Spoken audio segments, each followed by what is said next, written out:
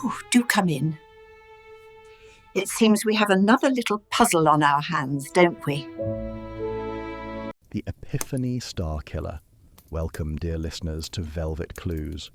I'm Connor, your narrator for this evening's tale of mystery and murder, set during the most sacred of Christmas seasons.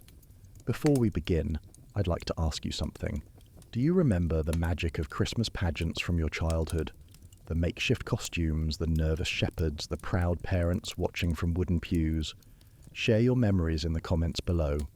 I always find comfort in these shared traditions, even when they become the backdrop for something far more sinister.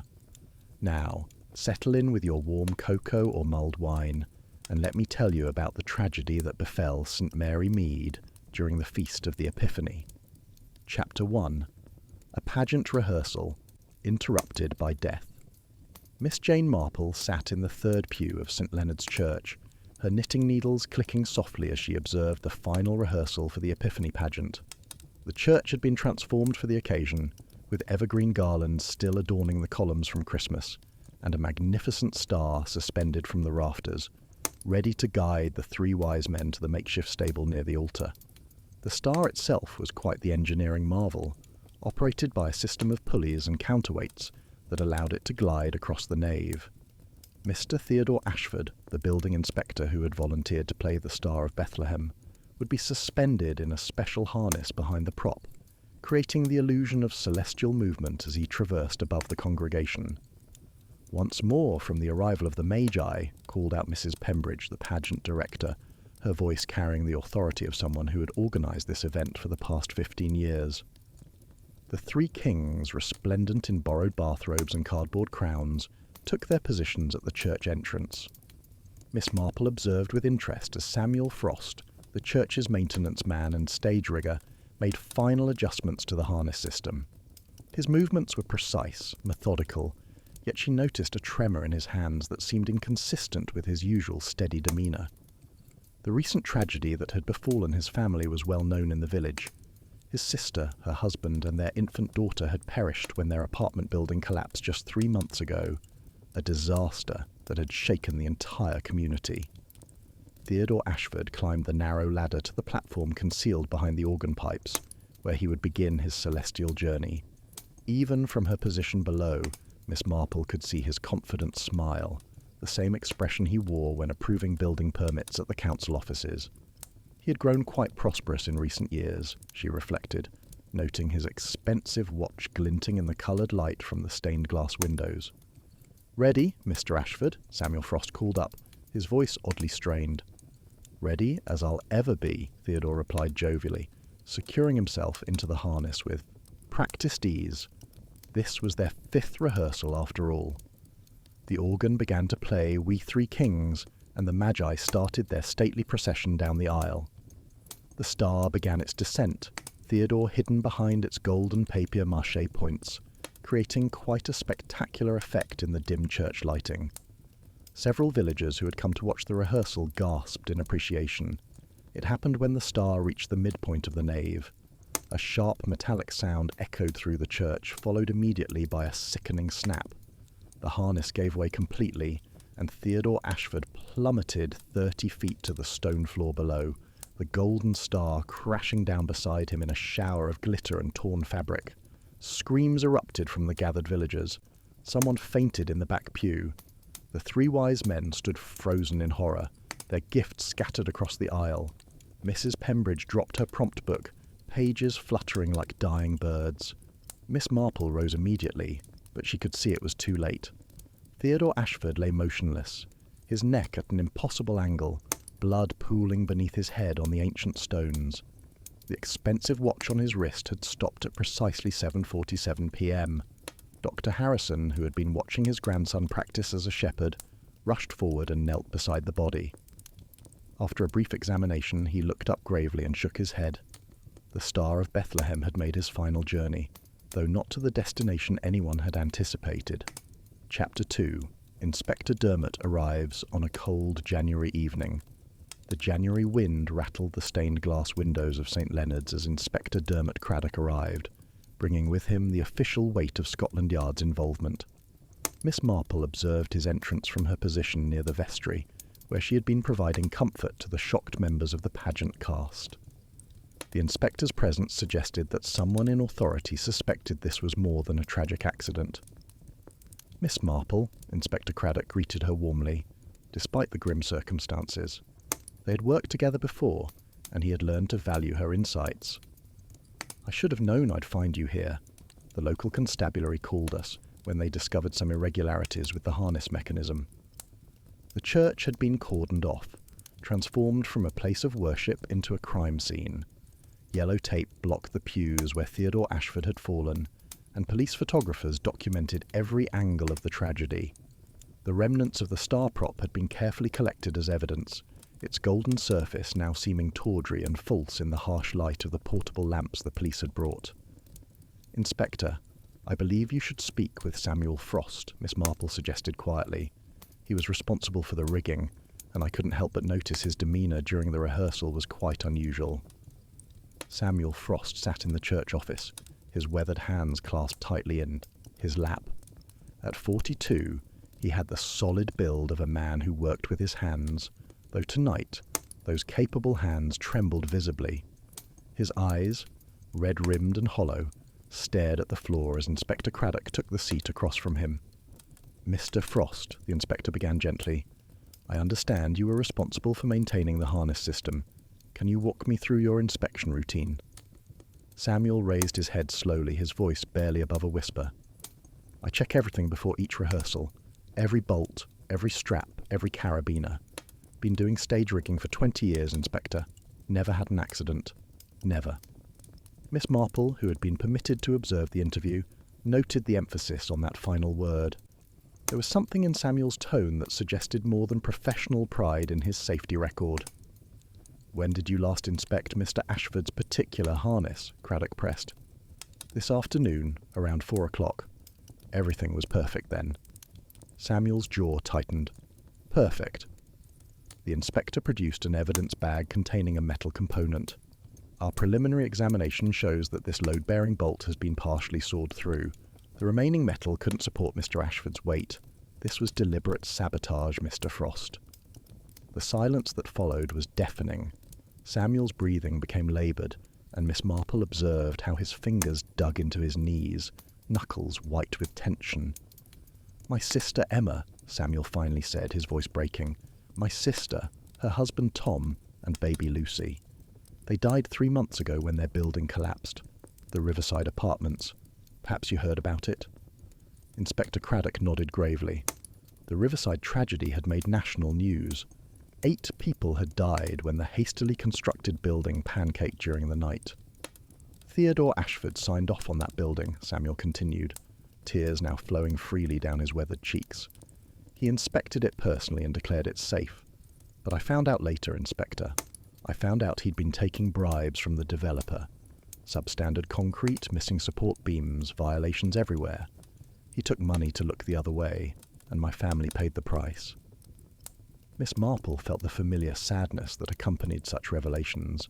The intersection of greed and grief so often led to tragedy compounding tragedy. "So you decided to take justice into your own hands," Craddock said, though it wasn't really a question. Samuel laughed bitterly. Justice? There was no justice to be had. The developer declared bankruptcy. The investigation stalled. Theodore Ashford was going to walk away free, his pockets lined with blood money. Every Sunday he'd sit in this very church playing the pious Christian, volunteering for the pageant like he was some sort of saint. The man's anguish was palpable, filling the small office like a physical presence. Miss Marple noticed how he kept touching a small photograph in his shirt pocket, presumably of his lost family. "The star seemed fitting," Samuel whispered. "He wanted to be the star, the light that guides others. But he was false, Inspector, as false as that papier-mâché prop. He led my family to their deaths with his greed." Chapter 3. The Vicar's Secret Knowledge Unveiled. The following morning brought a fresh snowfall to St. Mary Mead, blanketing the village in deceptive purity.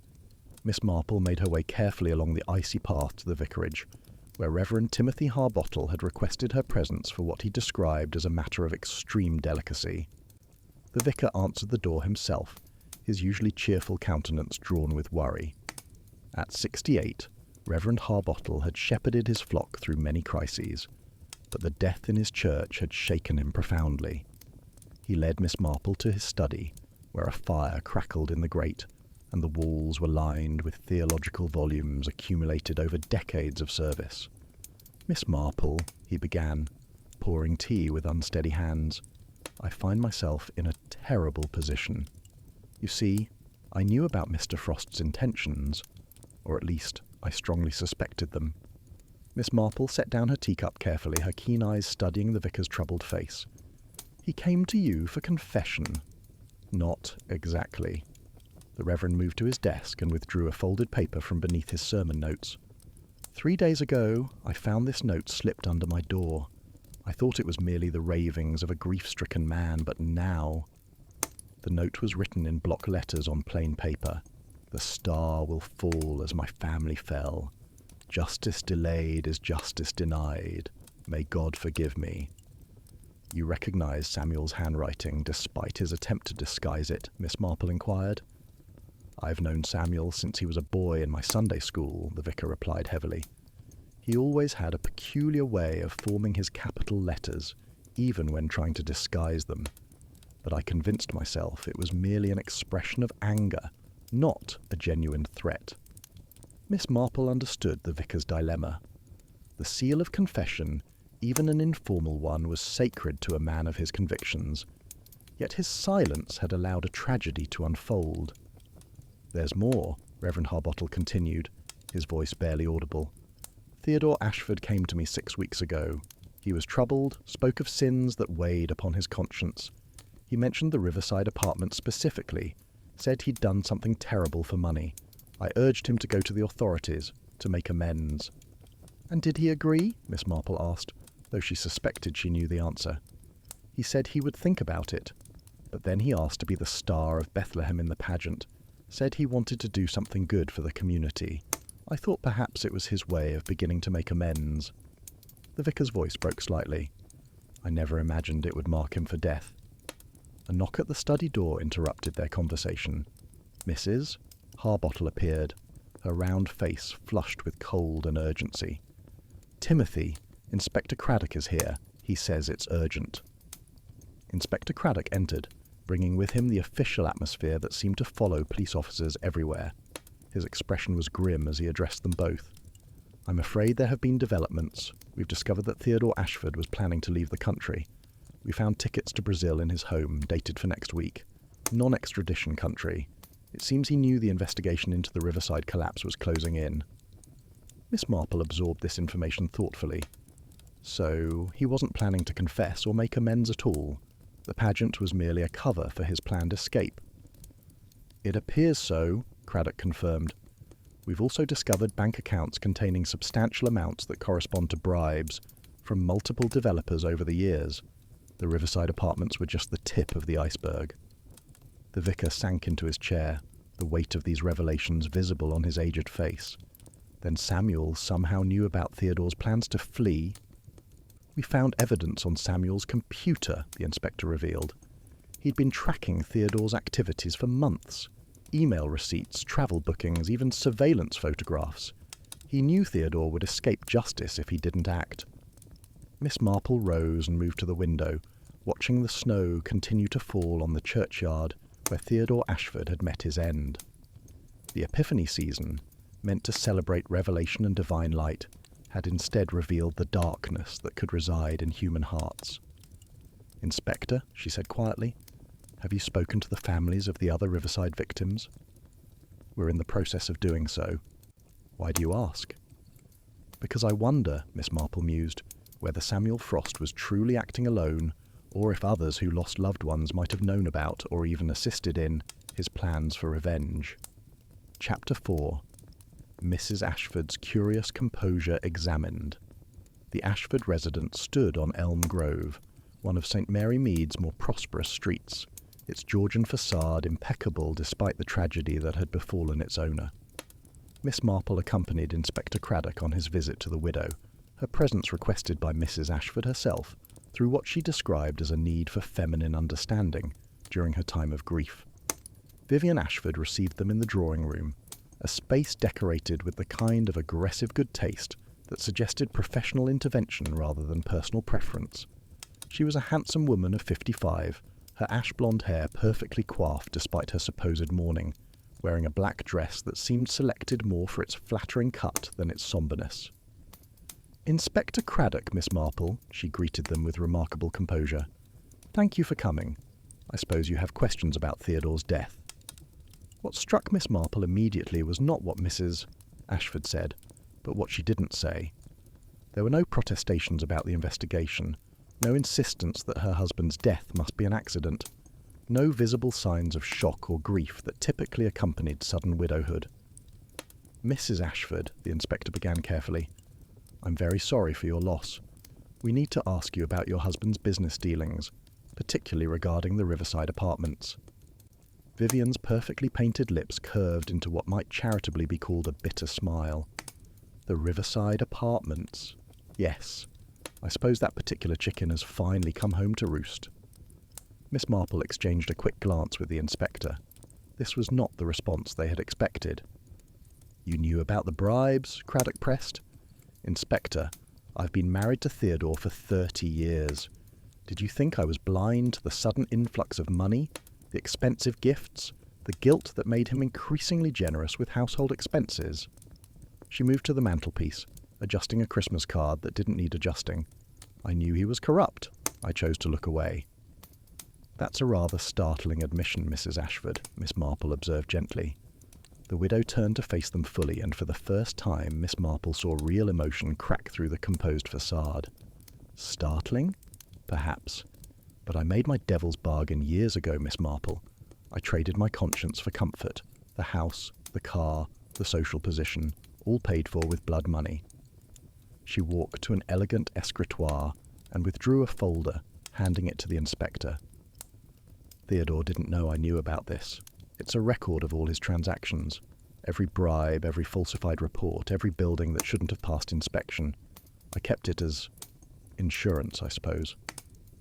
Inspector Craddock examined the documents with growing amazement. "This is comprehensive enough to have sent your husband to prison for years. Why didn't you ever use it?" "Because I was complicit in my silence," Vivian replied simply. "But after the Riverside collapse, after those families died, I couldn't bear it anymore. I told Theodore he had to stop, had to confess. He laughed at me, said I'd gotten too comfortable with the lifestyle to follow through on any threats." Miss Marple noticed a photograph on the side table, showing the Ashfords at last year's Christmas charity gala, both smiling brilliantly for the camera. The image seemed to mock the current circumstances. "Mrs. Ashford," Miss Marple ventured, "did you know your husband was planning to leave the country?" For the first time, genuine surprise flickered across Vivian's face. "Leave? No. When?" "Next week. Brazil. He hadn't told you?" The widow sank into a chair, her composure finally cracking completely. Brazil. He was going to leave me behind to face everything alone. After 30 years, after everything I'd tolerated, he was going to abandon me to deal with the consequences. She began to laugh, a harsh, bitter sound that seemed to echo through the perfectly appointed room. "Do you know, Inspector, I actually feel relieved he's dead. Does that make me a monster?" "It makes you human," Miss Marple said softly.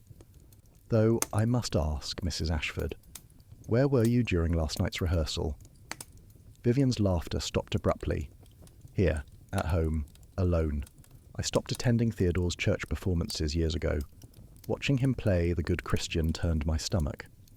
She paused, then added with dark humour, "I suppose that's not much of an alibi, is it?" "Did anyone see you? Phone you?" the inspector inquired. "No. I spent the evening with a bottle of wine and my regrets. Rather fitting, don't you think, that Theodore died while literally playing a full star? There's a poetry to it that he would have been too obtuse to appreciate." As they prepared to leave, Vivian Ashford called out one more time. "Miss Marple, you've seen a great deal of human nature in your years. Tell me honestly, Am I evil for feeling this way about my husband's death?" Miss Marple turned back, her eyes full of the compassion that came from understanding human frailty. "My dear, evil would be rejoicing in those innocent families' deaths at Riverside. You're simply a woman who made compromises and lived to regret them. The true evil was your husband's greed, and perhaps it's fitting that it ultimately led to his downfall." Chapter 5. The developer's nervous testimony revealed. Marcus Cromwell's office occupied the top floor of the newest building in Greater St. Mary Mead's small business district, a gleaming testament to the construction boom that had transformed parts of the traditionally quiet village. Miss Marple and Inspector Craddock arrived to find the developer pacing behind his modernist glass desk, his usual swagger notably absent. Cromwell was a man who had clearly once been handsome but had let success and excess blur his features into something altogether less appealing. At 48, his expensive suit couldn't quite hide the soft belly of too many business lunches, nor could his cologne mask the smell of fear sweat that pervaded the office. "Inspector, I've been expecting you," he said, attempting bravado but achieving only nervous bluster. "This business with Ashford is terrible, simply terrible, though I must say I had nothing to do with it." "No one has accused you of anything, Mr. Cromwell," Inspector Craddock replied mildly. "We're simply investigating all of Mr. Ashford's business relationships." Miss Marple positioned herself where she could observe both men clearly, noting how Cromwell's hands repeatedly moved to straighten his already perfect tie, a nervous tell she'd observed in many guilty consciences over the years. "The Riverside apartments were your development, were they not?" the inspector continued. Cromwell's face flushed. "They were. And before you ask, yes, I cut corners. Yes, I bribed Theodore Ashford to look the other way. But I never imagined. I never thought anyone would actually die."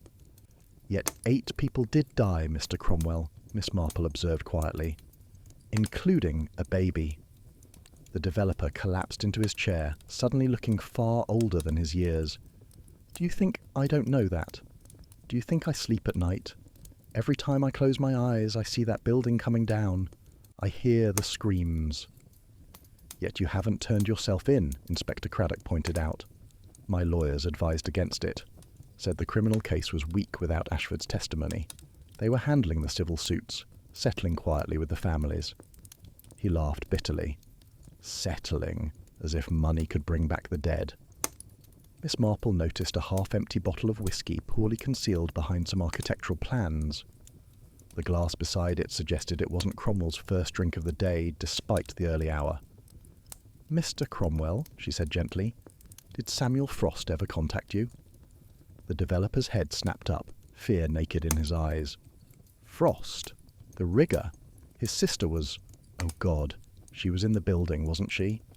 "She was, along with her husband and daughter. Did he contact you?" Cromwell fumbled in his desk drawer, producing a crumpled envelope.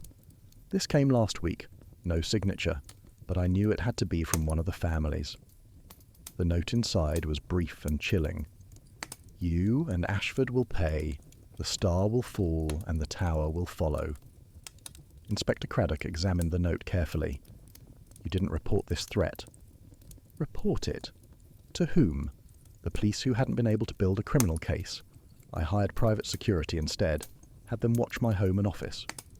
Cromwell gestured toward the window where a burly man could be seen standing by the entrance. "Yet you didn't warn Theodore Ashford," Miss Marple observed. "Warn him?" Cromwell's voice rose with emotion. "That coward was planning to flee the country and leave me holding the bag. My lawyers found out about his Brazil tickets 3 days ago.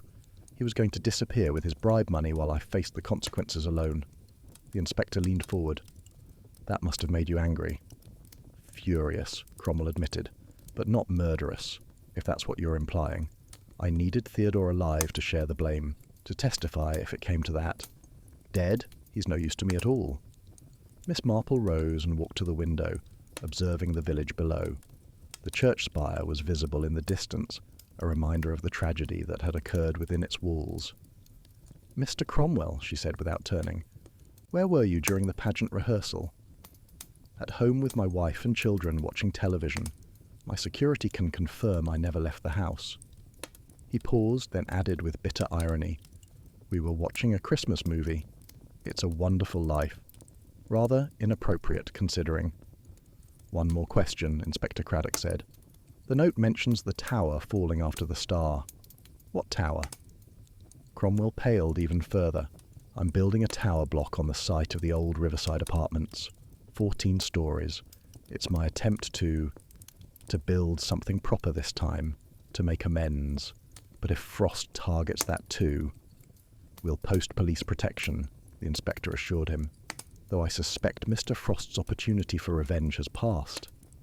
As they left the office, Miss Marple remarked quietly to the inspector, "It's curious, isn't it, how greed creates its own chain of destruction. Cromwell's greed led to the building collapse, which led to Samuel's grief, which led to Theodore's death, which now leaves Cromwell facing his guilt alone." Chapter 6. A second victim falls through darkness. The emergency call came at 9:30 that evening, just as Miss Marple was settling down with her knitting and a cup of cocoa. The church bells were ringing with frantic urgency, not the measured tolling of worship, but the wild clanging that historically meant fire or disaster. She immediately donned her coat and made her way toward the sound, finding a crowd already gathered at St. Leonard's. Inspector Craddock was already on scene, having remained in the village to continue his investigation. His face was grim as he met Miss Marple at the church entrance. "There's been another death," he said quietly. "Marcus Cromwell." "At the church?" Miss Marple asked, surprised. "In the bell tower. He fell from the belfry, or was pushed."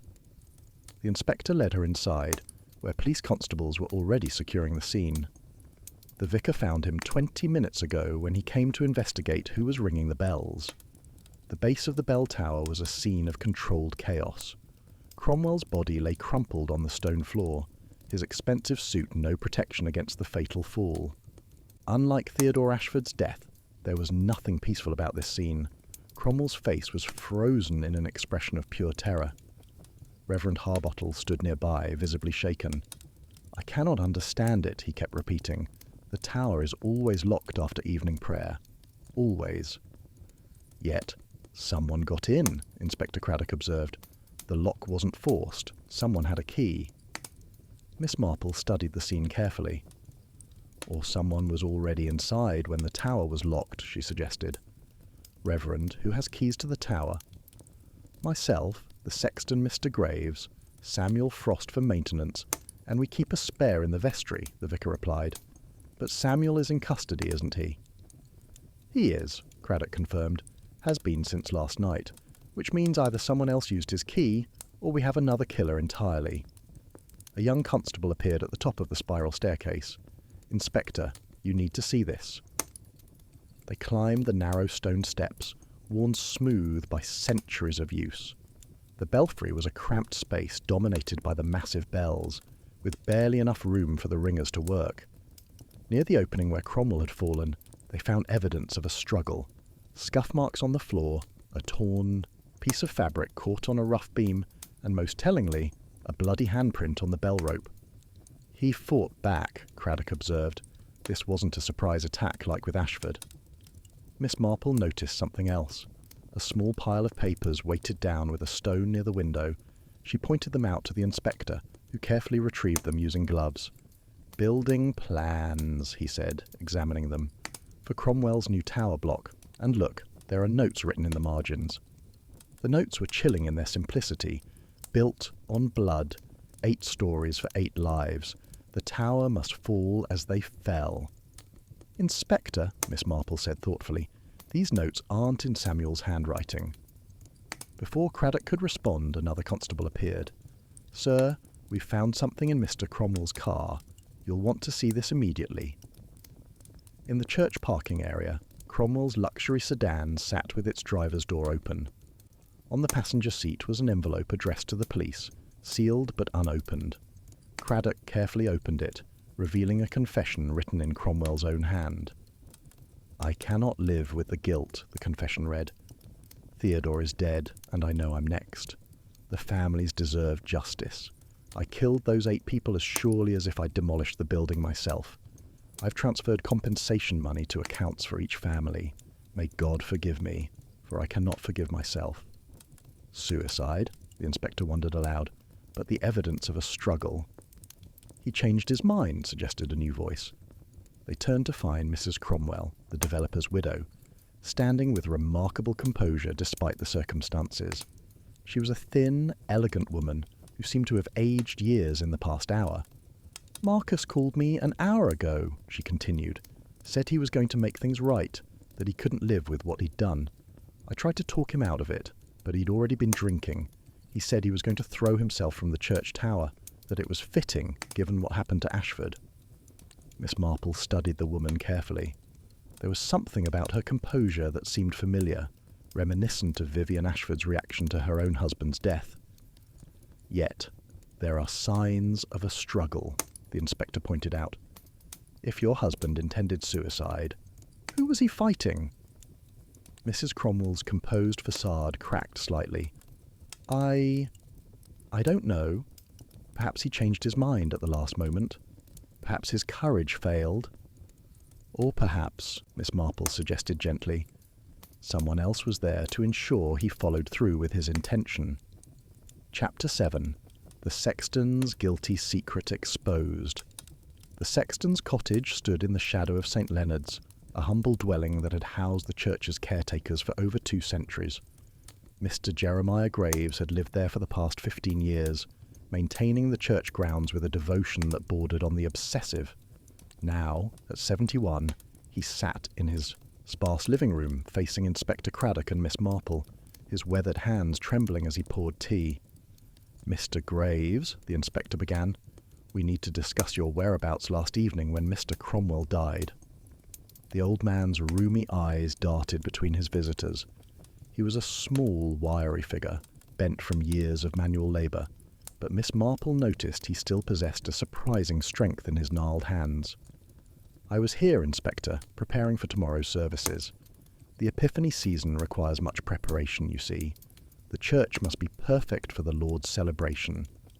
His voice carried an intensity that seemed disproportionate to the simple statement. "Yet, someone unlocked the bell tower," Inspector Craddock pressed. "Someone with a key." Graves shifted uncomfortably in his wooden chair. "I did go to the church around 8 o'clock to check the altar flowers. Mrs. Pembridge had arranged them earlier, but sometimes the heat from the candles causes them to wilt."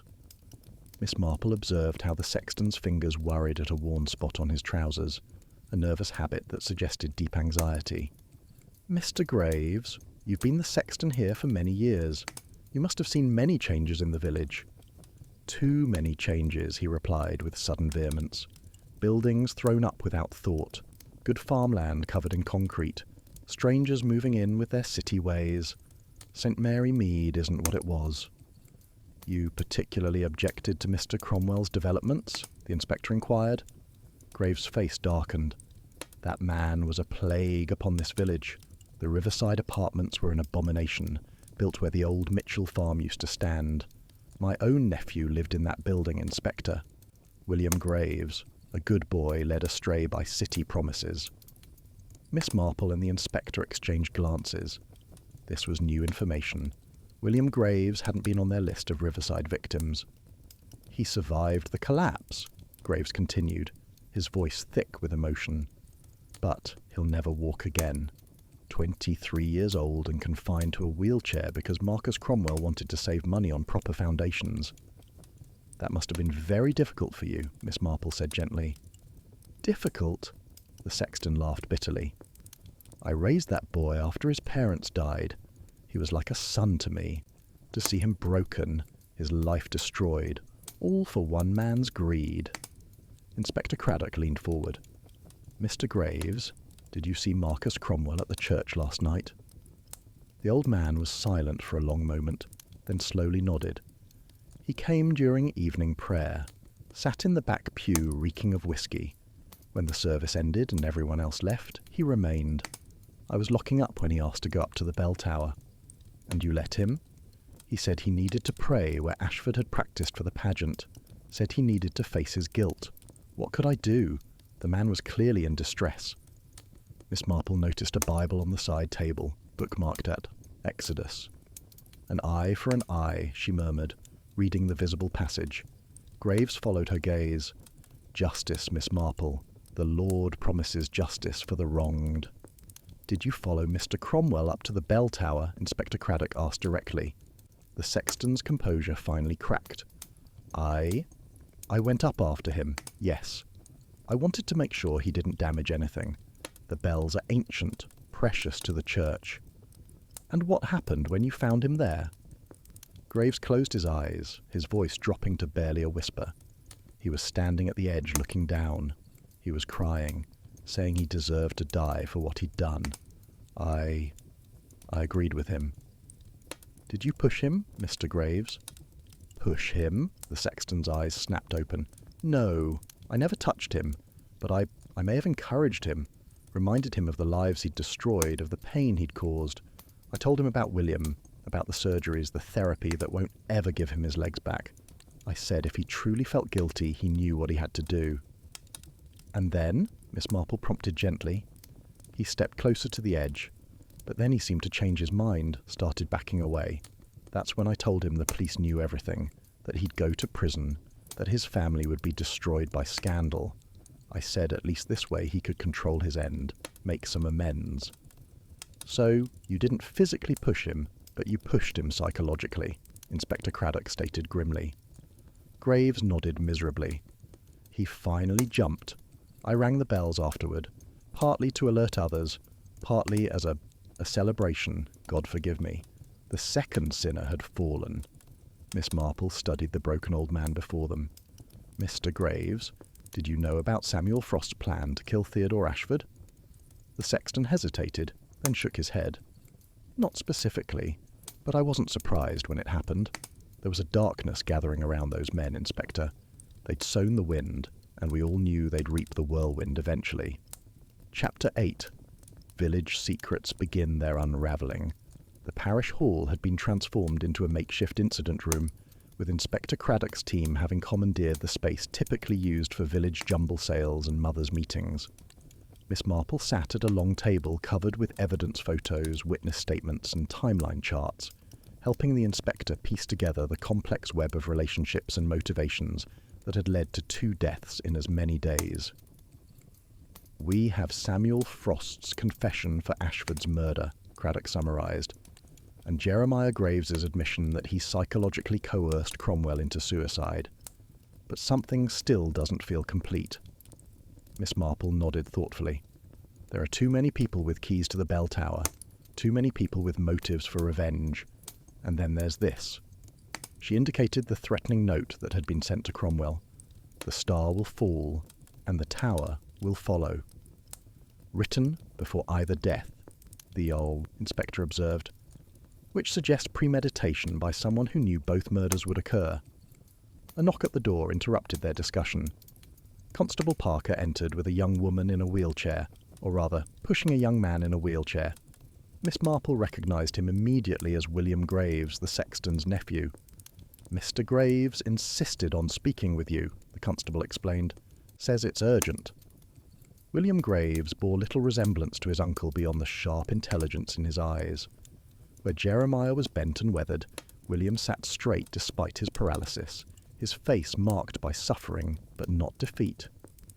"Inspector Miss Marple," he began, his voice stronger than his fragile appearance might suggest. "I need to tell you something about the night Mr. Cromwell died. My uncle doesn't know I saw him, but I did." "You were at the church?" Craddock asked. "I often go there in the evenings. The church has a wheelchair ramp now, thanks to Reverend Harbottle. I find peace there, despite everything." He paused, gathering his thoughts. "I was in the Lady Chapel when Mr. Cromwell arrived. I heard him talking to my uncle, heard Uncle Jeremy follow him up to the bell tower." "And you remained below?" "I can't climb stairs anymore, Inspector, but I could hear voices from above arguing. My uncle's voice and Cromwell's, but also a third voice. A woman's voice." Miss Marple leaned forward with interest. "Could you identify the woman?" "I believe it was Mrs. Cromwell. I recognised her voice from the times she'd visited the church for charity events. She was saying something about insurance money, about how his death would at least provide for the family." Inspector Craddock was already reaching for his telephone. "We need to bring Mrs. Cromwell in immediately." "Wait," William continued. there's more. After the bells rang and everyone rushed to the church, I saw Mrs. Cromwell leaving through the vestry door. She had blood on her hands, Mr. Cromwell's blood from when he grabbed the bell rope. She didn't see me in the shadows. "Why didn't you report this immediately?" the inspector asked. William's eyes filled with tears. "Because I didn't want my uncle to be blamed. He's all I have left, Inspector. My parents are gone, and he raised me. I knew he'd encouraged Mr. Cromwell, but I also knew he hadn't pushed him. It was Mrs. Cromwell who provided that final shove." Miss Marple understood the young man's dilemma all too well. You were protecting your uncle while struggling with your conscience about Mrs. Cromwell. "She killed her own husband for money," William said bitterly.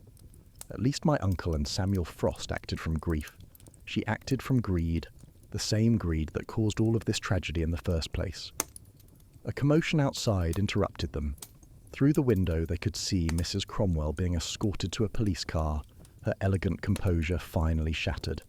She was screaming about innocence, about being framed, about her children needing their mother. "The blood evidence will confirm William's testimony," Inspector Craddock said quietly. "The handprint on the bell rope will match hers, not the sexton's." Miss Marple watched the scene with deep sadness. How tragic that greed began this chain of events with the shoddy construction, and greed appears to have ended it with a wife murdering her husband for insurance money. "But it hasn't ended," William said firmly. 8 people died in that collapse. My Aunt Emma, her family, 5 others. Their stories haven't been told yet. The young man was right, Miss Marple reflected. The investigation might be nearing its conclusion, but the ripple effects of the Riverside Apartments collapse would continue to affect the village for years to come. The Epiphany season, meant to celebrate revelation and divine truth, had instead revealed the very human truths of greed, revenge, and the terrible cost of corruption. Chapter 9. The insurance papers tell their tale. The Cromwell residence had been sealed off as a crime scene, but Inspector Craddock had obtained permission for a thorough search of the premises. Miss Marple accompanied him, her keen eye often catching details that younger, more technically focused investigators might overlook. The house was ostentatiously furnished, every room declaring the wealth that Marcus Cromwell had accumulated through his corrupt dealings.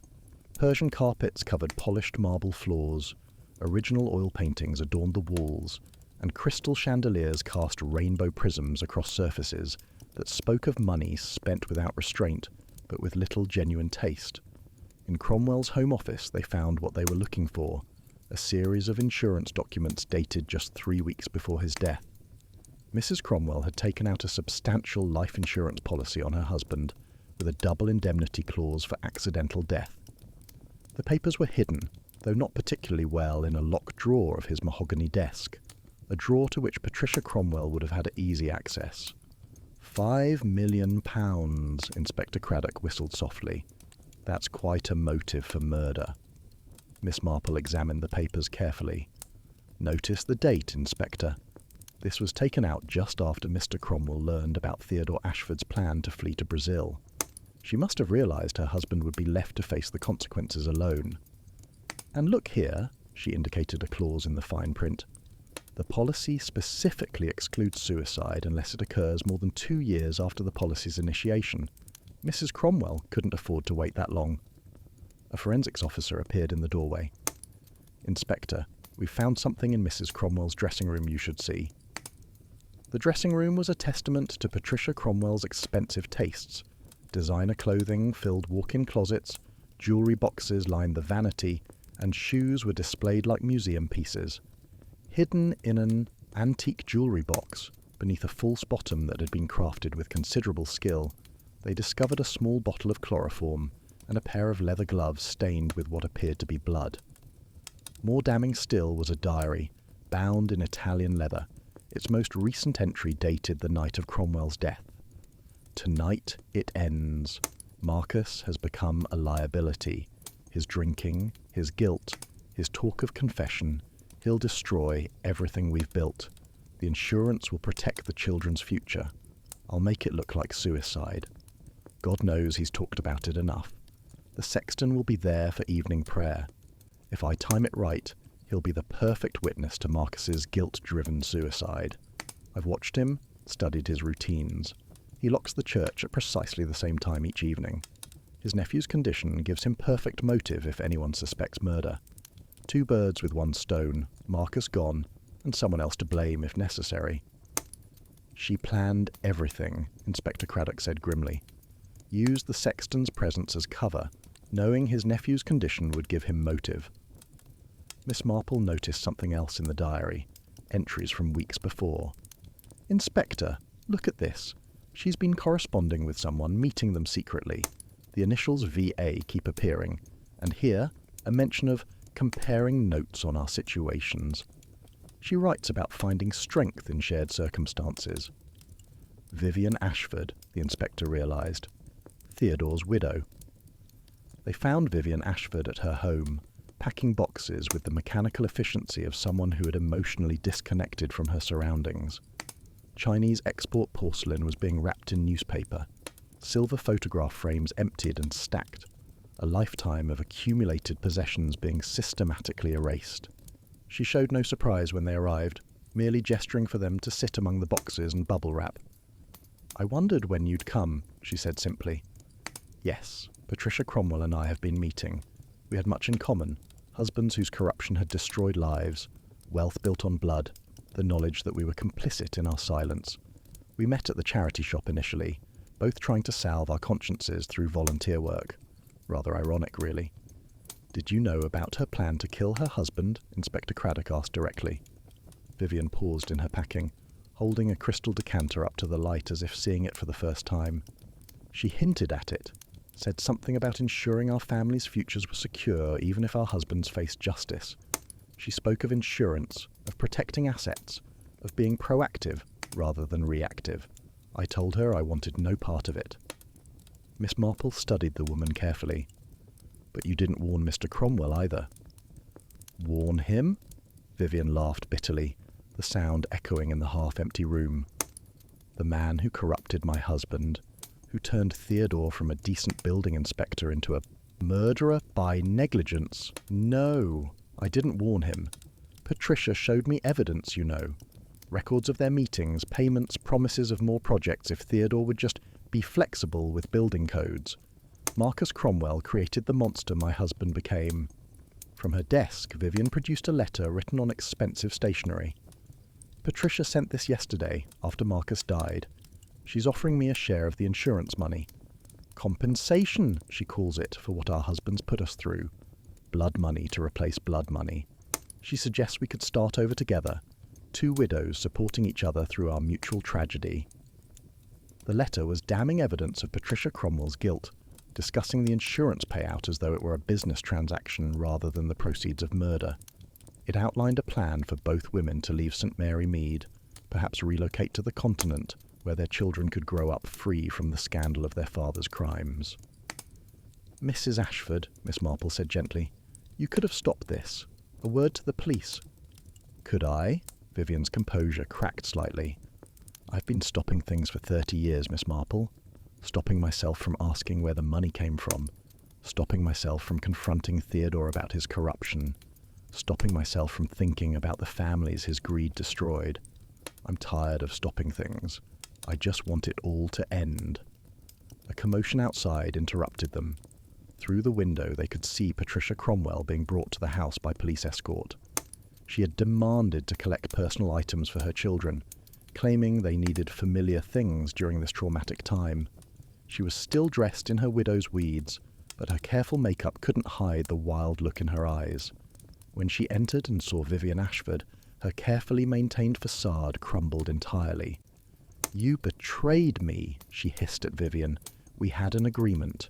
We were going to protect each other, support each other through this. We had nothing, Vivian replied coldly. You murdered your husband for money. I may be many things, Patricia, but I'm not a killer. Patricia Cromwell's rage was terrible to behold.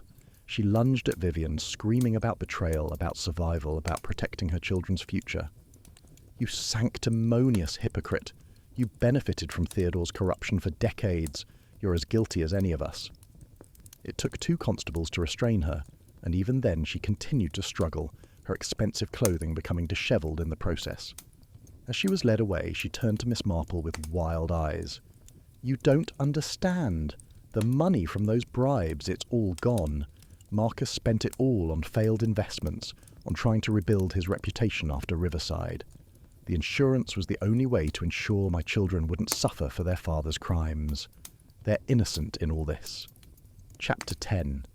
Epiphany's light reveals all truth. The Feast of the E. Epiphany had arrived 12 days after Christmas, and despite the tragedies that had befallen St. Mary Mead, Reverend Harbottle insisted the pageant must go on. "The message of divine light revealing truth has never been more needed," he had said, and the village, perhaps seeking closure through ritual, had agreed. The morning had brought a fresh snowfall, transforming the village into a scene from a Christmas card, though the picturesque beauty couldn't quite mask the underlying sorrow that had settled over the community. Miss Marple sat in her usual pew, watching as the reorganised pageant prepared to begin. The Star of Bethlehem would now be a simple lantern carried by a child, young Timothy Pembridge, whose innocence seemed particularly poignant given recent events. There was no elaborate rigging or suspension from the rafters. The very thought would have been unbearable to the congregation. The three wise men would follow its light down the aisle in the traditional manner, unadorned by theatrical spectacle.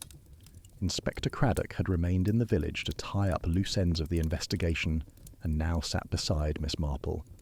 The past week had seen a flurry of legal activity. Samuel Frost had been charged with murder, though his lawyer was arguing for manslaughter based on diminished capacity due to grief. Jeremiah Graves had been charged with manslaughter, his case complicated by the question of whether words alone could constitute the actus reus of the crime. Patricia Cromwell faced the most serious charges: murder in the first degree and insurance fraud. The village had been forced to confront uncomfortable truths about complicity, justice, and the price of looking away from corruption. "It's a sombre atmosphere for what should be a celebration," the inspector observed quietly, noting the subdued congregation and the absence of the usual cheerful chatter that preceded services. "Perhaps," Miss Marple replied, "but there's something fitting about it. The Epiphany is about revelation, about truth being brought to light. That's precisely what has happened here, though not in the way anyone expected. Sometimes the divine works through very human tragedies to expose what needs to be seen." William Graves had been given a place of honour near the front, his wheelchair positioned where he could see everything clearly. His uncle was in custody, but William had shown remarkable strength in the face of this additional loss. He had become something of a spokesman for the Riverside victims' families, working to ensure their stories were heard and their losses acknowledged. Beside him sat other survivors and family members of the victims, a row of faces marked by grief, but also by a kind of grim satisfaction that justice, however imperfect, was being served. As the organ began to play and the pageant commenced, Miss Marple noticed Vivian Ashford sitting alone in a back pew, dressed in simple black. She had sold the grand house on Elm Grove and donated the proceeds to a fund for the Riverside victims. It wouldn't bring back the dead, but it was, perhaps, a beginning of atonement. Her children had been sent to stay with relatives in Scotland, away from the scandal and its aftermath. The three wise men began their procession, following the child with the lantern. Their gifts of gold, frankincense, and myrrh seemed particularly poignant this year, precious offerings in the face of death and sorrow. The congregation watched in respectful silence, many wiping away tears as they remembered Theodore Ashford's fatal fall from these very rafters. The spot where he had landed had been covered with a new rug, but everyone knew what lay beneath. Young Timothy Pembridge carried the lantern with remarkable composure for a 7-year-old, his face serious with the weight of his responsibility. The light cast dancing shadows on the stone walls, illuminating faces both familiar and strange. Journalists had come from London to cover the conclusion of what the tabloids were calling the Christmas murders. Reverend Harbottle's sermon was brief but powerful. "We have seen what happens when the light of truth is hidden," he said, his voice carrying to every corner of the ancient church. "Corruption flourishes in darkness, and innocent people suffer. The revelation we celebrate today isn't just about the Christ child, but about our obligation to live in truth, to speak against injustice, to refuse to be complicit in evil through our silence. 8 souls perished in the riverside collapse because good people remained silent while evil was done. 2 more have died in the aftermath. We cannot bring them back, but we can honour their memory by ensuring such silence never enables such evil again. He paused, looking directly at the row of riverside families. To those who have suffered, we offer not just our sympathy, but our solemn promise. Never again will this community turn a blind eye to corruption. Never again will we value comfort over conscience. After the service, Miss Marple found herself in the churchyard with Inspector Craddock, standing near the Ashford family plot, where Theodore had been buried in a quiet ceremony, attended by few mourners. The headstone was simple, bearing only his name and dates. Vivian had refused to add any sentimental epitaph. 3 murders in 1 week, the inspector mused, his breath forming clouds in the cold air. All connected to that building collapse. It's like dropping a stone in a pond and watching the ripples spread. Or perhaps, Miss Marple suggested, like removing a keystone and watching the entire structure collapse.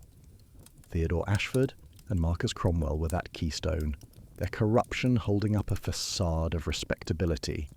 Once removed, everything built upon that foundation had to fall.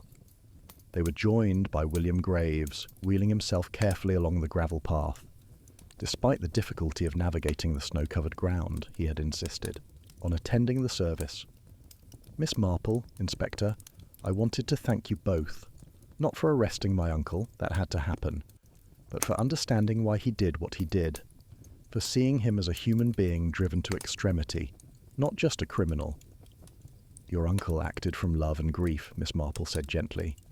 That doesn't excuse his actions, but it does explain them. In all my years, I've found that understanding the why of crime is just as important as discovering the who and how. William nodded. I'm starting a support group for the riverside families. We need to heal, to find a way forward that doesn't involve more violence. The cycle has to stop somewhere. We're also pushing for new legislation. Strict oversight of building inspections, severe penalties for corruption. We're calling it Lucy's Law, after Samuel's baby niece. As they spoke, snow began to fall again, gentle flakes that covered the churchyard in pristine white, hiding the scars of recent tragedy beneath a blanket of temporary peace. The church bells rang out the hour, their bronze voices carrying across the village as they had for centuries, marking time and calling the faithful to prayer. Will the village recover from this? Inspector Craddock asked, watching as families made their way home through the snow, some arm in arm, others maintaining careful distances from neighbours who had taken different sides in the tragedy's aftermath. Miss Marple observed the villagers departing from the church, some in groups, offering comfort to one another, others walking alone with their thoughts. She noticed Mrs. Bantry organising a tea for the riverside families, and Dr. Harrison offering free medical consultations to those affected by the tragedy. The village was pulling together, as English villages had done through centuries of trials. Villages are resilient things, Inspector, she said finally. They endure because they must. The riverside apartments are gone. Theodore Ashford and Marcus Cromwell are dead, and 3 people will go to prison. But look there. She pointed to where a group of children were playing in the snow, their laughter bright against the winter silence. Life continues. The truth has been revealed, justice of a sort has been served, and perhaps the village will be stronger for having faced its darkness. She paused, then added thoughtfully, You know, Inspector, in all my years observing human nature, I've learned that tragedy often reveals the true character of a community. Some are broken by it, others are strengthened. I believe St. Mary Mead will emerge stronger, more vigilant, more caring. The price has been terrible, but perhaps some good will come from it. And Patricia Cromwell's children? The inspector asked. What becomes of them? They'll be cared for by Patricia's sister in Yorkshire, Miss Marple replied, far from the scandal, with a chance at a normal life. It's not their fault their parents were corrupt. We must remember that. In our desire for justice, the innocent must be protected. As they prepared to leave the churchyard, they encountered Mrs. Pembridge, the pageant director, who had worked tirelessly to reorganise the production after the tragedy. Miss Marple, she said, I wanted you to know next year's pageant will include a special memorial for all the Riverside victims. We won't forget them. Dear listeners, as Connor from Velvet Clues, I leave you with this thought. The Epiphany brings light to darkness, but sometimes that light reveals things we'd rather not see. In St. Mary Mead, the Christmas season brought not peace but reckoning, not joy but justice. Yet perhaps that too is a form of revelation, the understanding that truth, however painful, is always preferable to the comfortable lie. The village will heal, slowly, painfully, but with the knowledge that they have faced their demons and emerged, if not victorious, at least more honest. Thank you for joining me for this tale of Christmas tragedy and human frailty. Until next time, keep your eyes open and your conscience clear, for you never know when the light of truth might shine upon your own secrets.